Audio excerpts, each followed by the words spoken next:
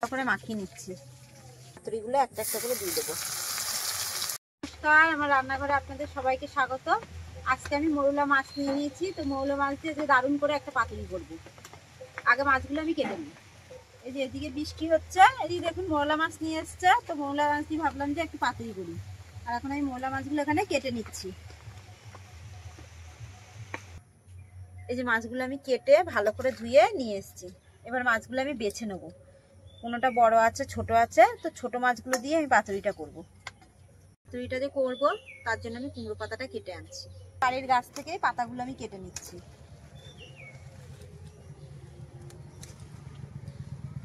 দেখুন পাতাগুলো আমি কেটে ভালো করে ধুয়ে এনে রেখেছি।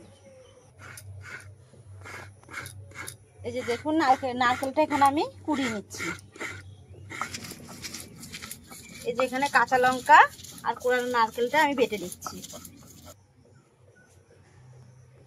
এই যে মাছগুলোতে আমি প্রথমে একটু হলুদ মাখিয়ে নিচ্ছি, তারপরে মাছের জন্য মশলাগুলো রেডি করে নেব। যে এখানে নিয়েছিলাম যে নারকেল আর কাঁচা লঙ্কাটা বাটা, তার সঙ্গে নিলাম আমি পেঁয়াজটাকে ভালো করে হাতে একটু কষলে নিতে হবে। একটু মাছের ডিম ছিল, মাছের ডিমটাও দিয়ে দিচ্ছি। দিয়ে দিলাম হলুদ, পরিমাণ মতো নুন, লঙ্কাটা আমি বেটে দিয়েছি, তারপরে আমি একটু গুঁড়ো লঙ্কা দিয়ে দিচ্ছি। আর এই যে বাগানের ধনেপাতা তুলে এনেছি, ধনেপাতাটা দিয়ে দিলাম কাঁচা তেল, কাঁচা সর্ষের তেল। এবার এটাকে ভালো করে মেখে নেব। যে মশলাটাকে এবার আমি ভালো করে মাখিয়ে নিচ্ছি। হয়ে গেছে। এবার আমি এটার মধ্যে মাছগুলো দিয়ে আরেকবার মাখিয়ে নেব। একটু পাতা নিয়ে নিয়েছি, এবার এর মধ্যে এই মাছ মাখানোগুলো দিয়ে দিলাম। এবার পাতাগুলোকে এইভাবে করে মুড়ে দিচ্ছি আমি।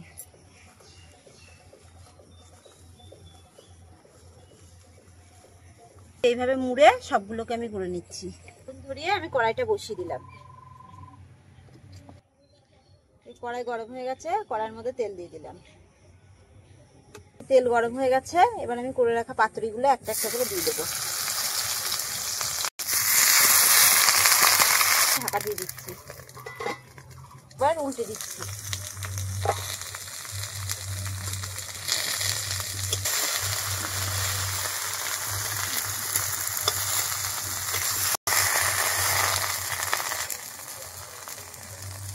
এই যে এদিকের পাতাগুলো যেন না পুড়ে যায়, তার জন্য একটু তেল দিয়ে দিচ্ছি।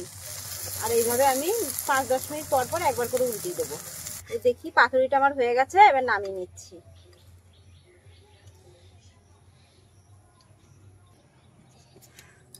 খুব গরম, ভীষণ গরম, কিন্তু গরম গরম ভাতের সঙ্গে যদি এরকম পাতুরি দিয়ে খাওয়া হয় না, দারুণ লাগবে খেতে।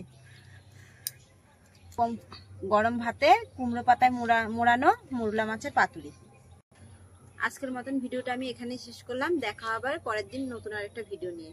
আপনারা ভালো থাকবেন, সুস্থ থাকবেন।